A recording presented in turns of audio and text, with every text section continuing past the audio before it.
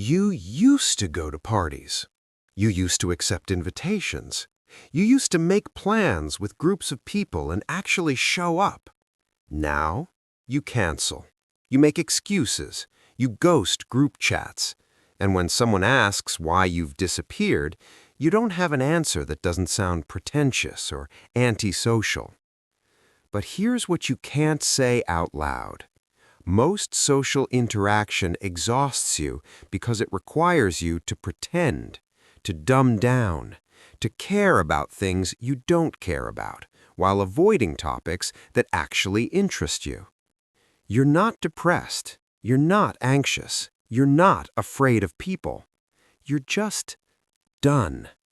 Done pretending that small talk matters. Done nodding along to conversations that go nowhere. Done performing a version of yourself that can coexist with people who think fundamentally differently than you do. Arthur Schopenhauer understood this disappearing act intimately. He wrote, "A man can be himself only so long as he is alone, and if he does not love solitude, he will not love freedom, for it is only when he is alone that he is really free." He wasn't being misanthropic. He was being honest about what intelligence costs, the ability to enjoy superficial social connection.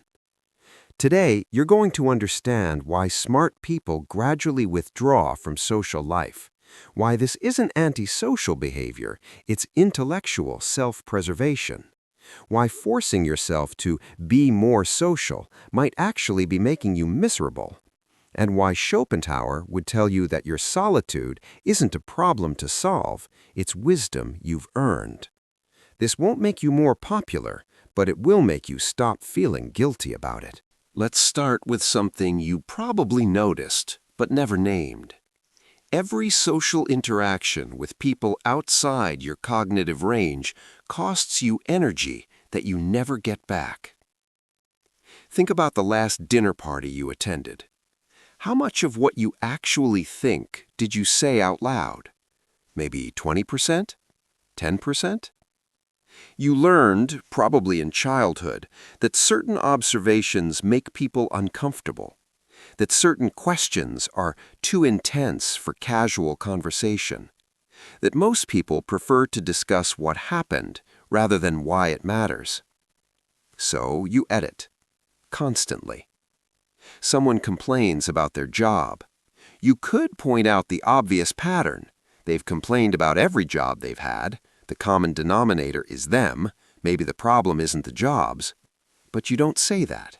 You nod sympathetically. Someone shares political opinion they clearly formed from a headline. You could dismantle it in 3 sentences, show them the nuance they're missing, present the strongest counterarguments. But you don't. You change the subject. Someone asks what you did this weekend. You could tell them you spent 6 hours reading philosophy and thinking about consciousness. But you know how that sounds. So you say, "Not much, relaxed." This is what I call social taxation, the energy cost of suppressing your actual thoughts to maintain social cohesion. And unlike actual taxes, you don't get infrastructure in return. You just get drained. Schopenhauer wrote, "The more a man possesses in himself, the less he will need from the outside. Hence, superior intellect renders a man much less dependent on society." Translation, if your internal world is rich and complex, other people's company becomes less necessary and more exhausting. This isn't arrogance, it's arithmetic. When you can have more interesting conversations with yourself than 90% of people you meet, why would you choose the latter? The average intelligence doesn't pay this tax. Why? Because they can be fully themselves in social settings. Their genuine interests align with group norms. Their actual thoughts are socially acceptable. They're not performing, they're just being. You're performing. Every dinner party, every group hangout, every let's catch up coffee is a performance where you play a simpler version of yourself. And here's the thing, you can do this. You're good at it, even. You've spent years perfecting the art of making people comfortable by hiding most of what you think. But eventually, you run the math. You realize that spending 3 hours performing social normalcy leaves you more exhausted than spending 3 hours alone. So you start choosing solitude. Not because you hate people, but because the taxation rate is too high. And then people say you've disappeared. No, you just stopped paying a tax that gave you nothing in return. Here's what nobody tells you about high intelligence. It creates conversational deserts where you used to find connection. You meet someone at a party. The conversation follows the script. Work, weekend plans, maybe a comment about current events.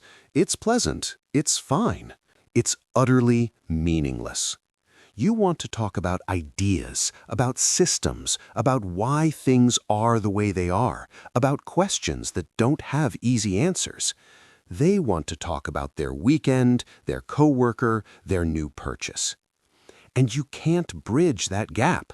Not because you're a bad communicator, you're probably an excellent communicator, but because communication requires shared capacity for depth.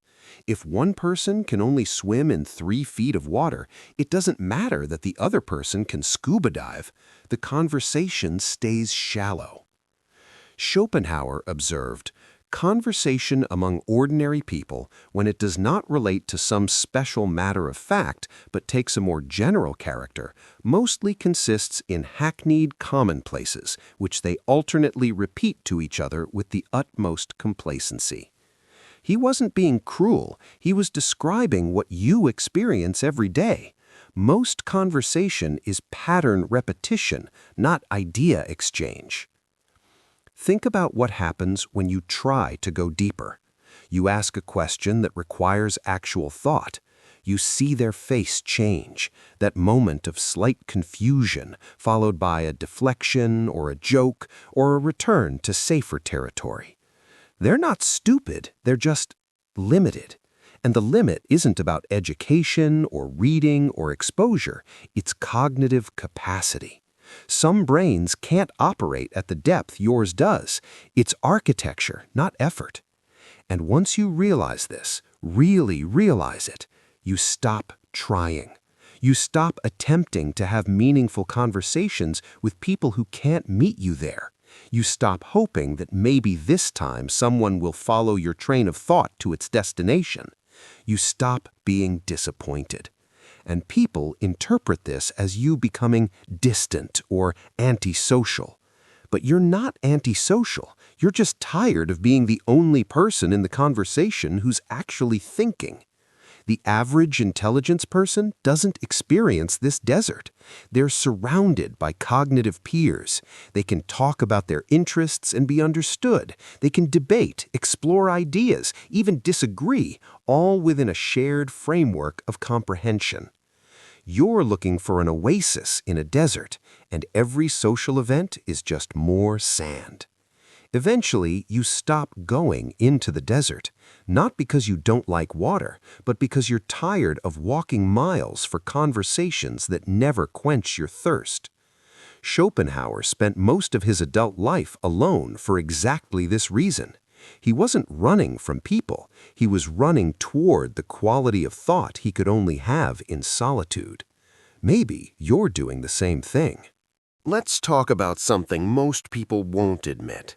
Being around others requires you to perform normalcy, and that performance is exhausting. You're at a social gathering. Someone tells a joke. It's not funny, at least not to you, but you laugh anyway, because not laughing creates awkwardness. Someone shares an opinion you find deeply flawed. You nod. You say, interesting.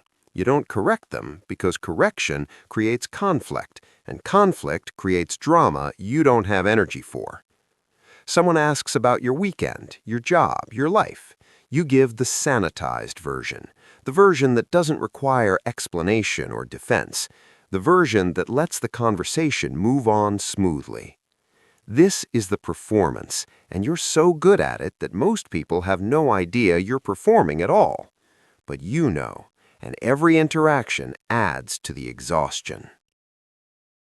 Schopenhauer wrote, "Politeness is a tacit agreement that people's miserable defects, whether moral or intellectual, shall on either side be ignored and not be made the subject of reproach." In other words, social interaction is a mutual agreement to pretend we don't see each other's limitations, to maintain comfortable fictions, to never say what we actually observe. The problem is that maintaining these fictions requires cognitive effort. You have to track what you can and cannot say. You have to calibrate your responses. You have to hide your actual reactions and produce socially acceptable ones instead. For someone with average intelligence, this isn't particularly taxing. Their genuine reactions usually are socially acceptable. They're not suppressing much. For you, you're suppressing constantly. Every conversation is a mental calculation. Can I say this? Should I simplify this? Will this be understood or misinterpreted? Will this create the kind of discussion I want or derail into defensiveness? After a few hours of this, you're drained, not from being around people, from managing the performance of being around people. Then someone says, "You seem quiet tonight," and you think, "I'm not quiet. I'm exhausted from pretending to be someone I'm not." This is why smart people gradually stop attending social events, not because they dislike people, but because the cost-benefit analysis stops making sense. 3 hours of performance exhaustion in exchange for what? Surface-level connection? Repeated conversations? The pleasure of hiding who you actually are? Eventually, you do the math and realize solitude is less lonely than crowded rooms where you're the only one who can't be yourself. Schopenhauer embraced this fully. He deliberately structured his life to minimize social obligation. He ate alone. He walked alone. He worked alone. People called him a misanthrope. He called it freedom. Because when you're alone, you can finally stop performing. Your thoughts can be as complex as they naturally are. Your standards don't need to be lowered. Your intelligence doesn't need to be hidden. You can just be. And that's not antisocial. That's authentic. Here's the uncomfortable truth. Most friendships dissolve not because of conflict, but because of intellectual incompatibility. And nobody talks about this. You had a friend. Maybe you've known them for years. You used to enjoy their company. But gradually, you notice something. The conversations stay on the surface. When you try to go deeper, they can't follow. Or worse, they don't want to. They're content with their level of understanding. They don't question their assumptions. They don't seek complexity. They're comfortable. And you're not compatible with comfort. This doesn't make them bad people. It doesn't make you superior. It just means your brains work at different speeds and depths, and that difference makes sustained connection impossible. Imagine trying to explain calculus to someone who struggles with basic algebra. You can simplify, use analogies, be patient, but eventually you hit a ceiling. They simply cannot comprehend what you're trying to communicate. Now apply that to everything: politics, philosophy, psychology, meaning, existence. Not occasionally, constantly. That's what intellectual incompatibility feels like, and it's terminal for friendship. Schopenhauer understood this isolation. He wrote, "A man of intellect is like an artist who gives a concert without any help from anyone else, playing on a single instrument, a piano, say, which is a little orchestra in itself." Translation: if your mind is sufficiently complex, you become self-sufficient intellectually. You don't need others for stimulation because you can generate it internally. But this self-sufficiency comes with a cost. Most people become redundant, not worthless, redundant. They don't add anything your own mind can't provide more efficiently. And once you realize this, social relationships start feeling like optional, expendable, nice to have but not necessary. So you stop maintaining them, not dramatically, just gradually. You respond to texts more slowly. You decline invitations more often. You stop initiating contact. People say you've changed. They say you're not the same person anymore. They're right. You're not. You've become intellectually self-sufficient, and that self-sufficiency is incompatible with the kind of friendships that require you to pretend you're not.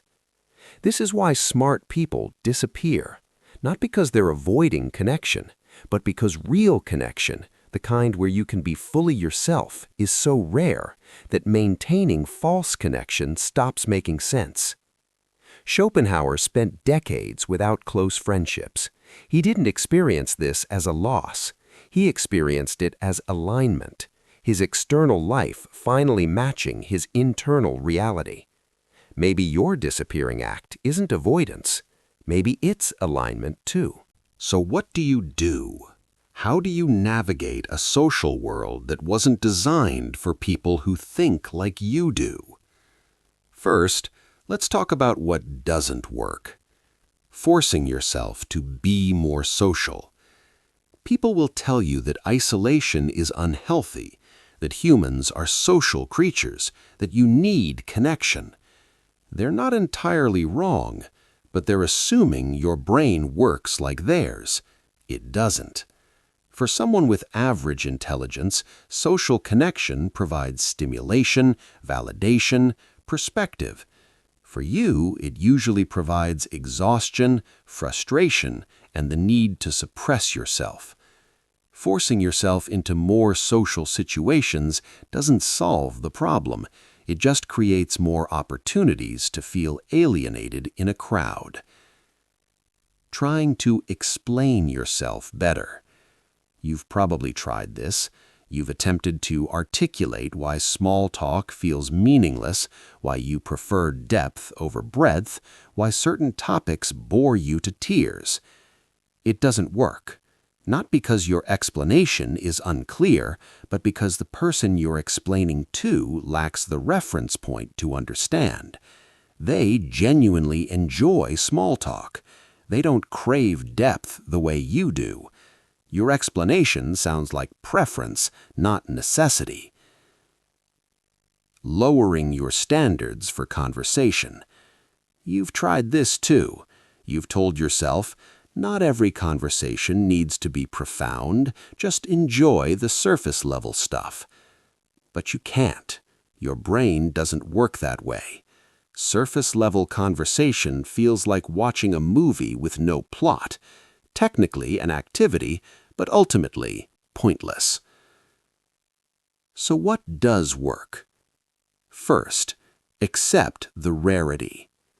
People who can think at your depth, who can follow your trains of thought, who don't need you to dumb down, they exist, but they're rare.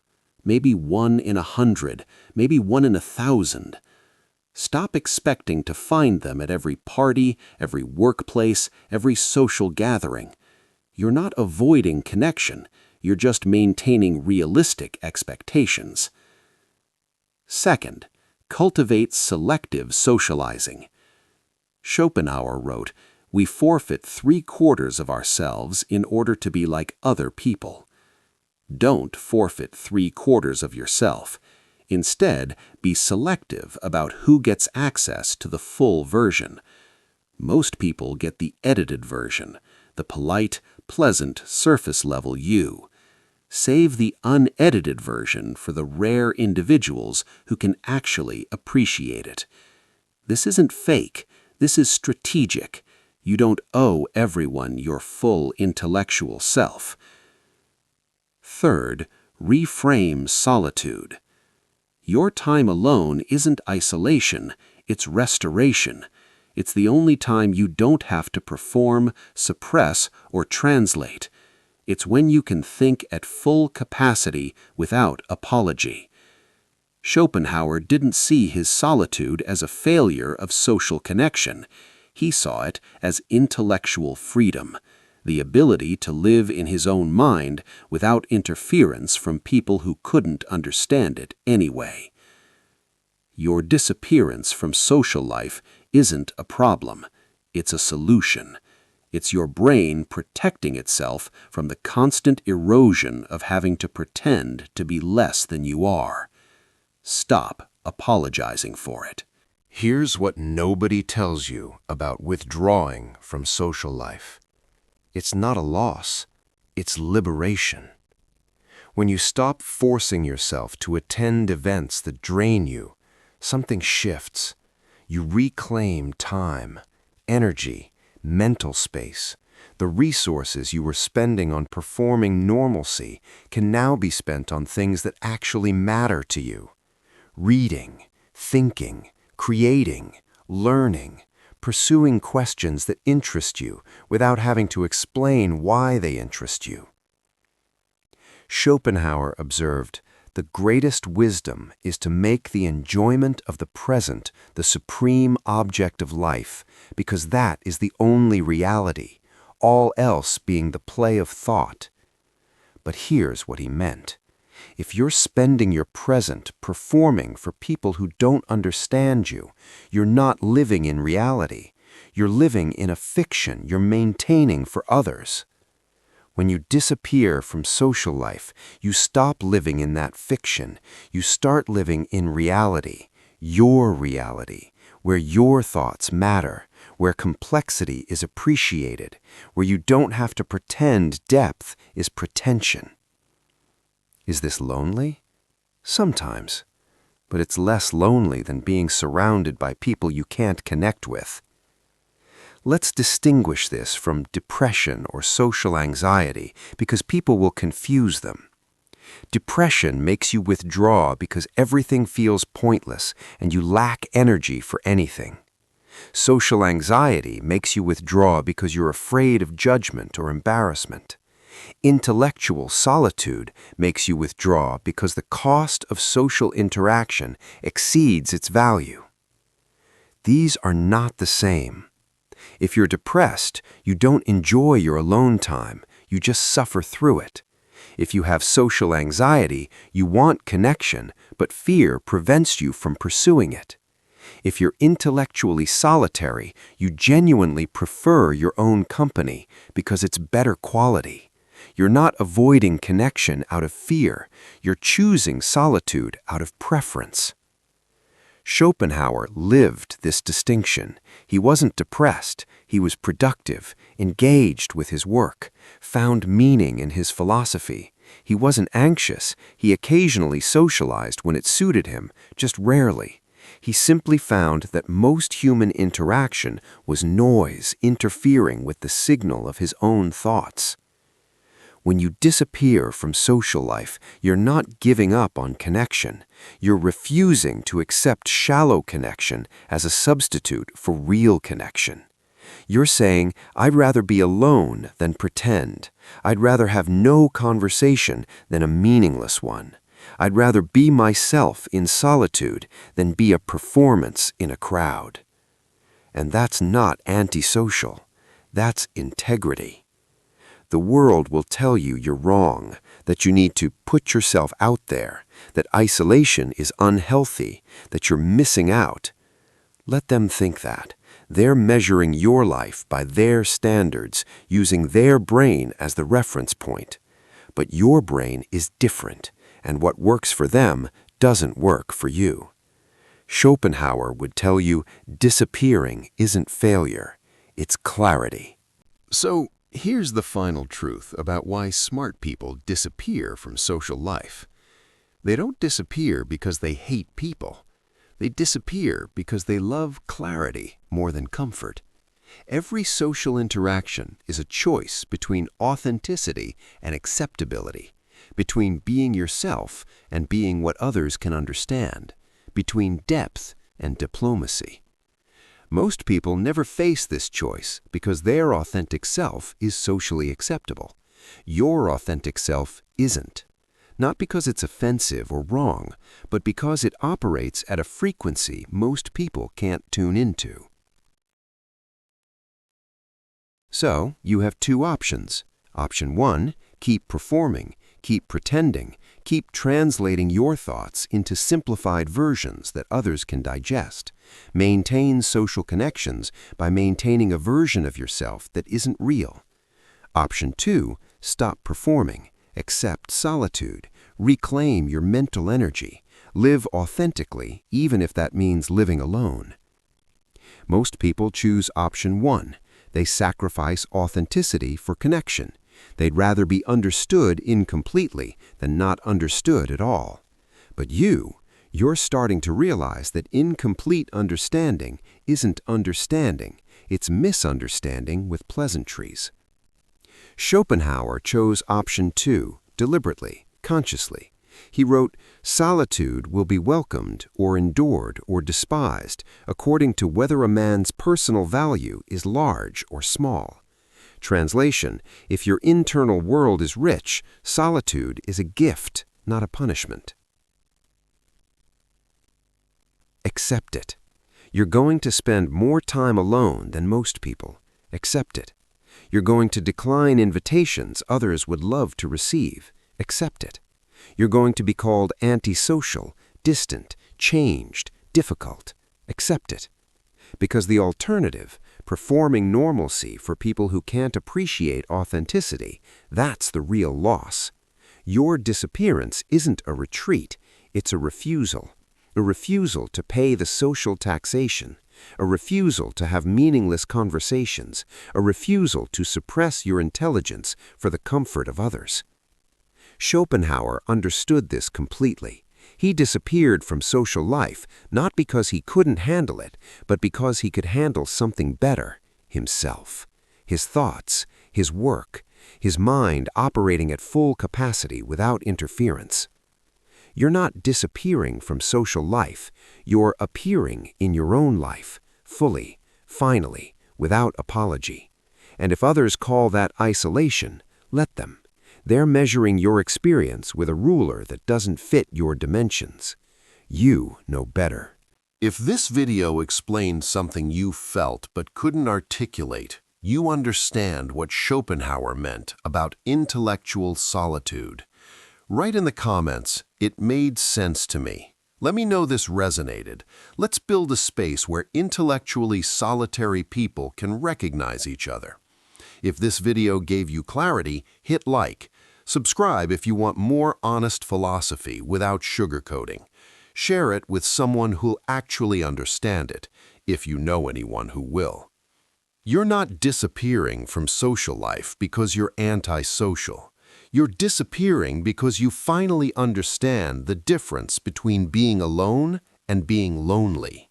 And that understanding, that's freedom.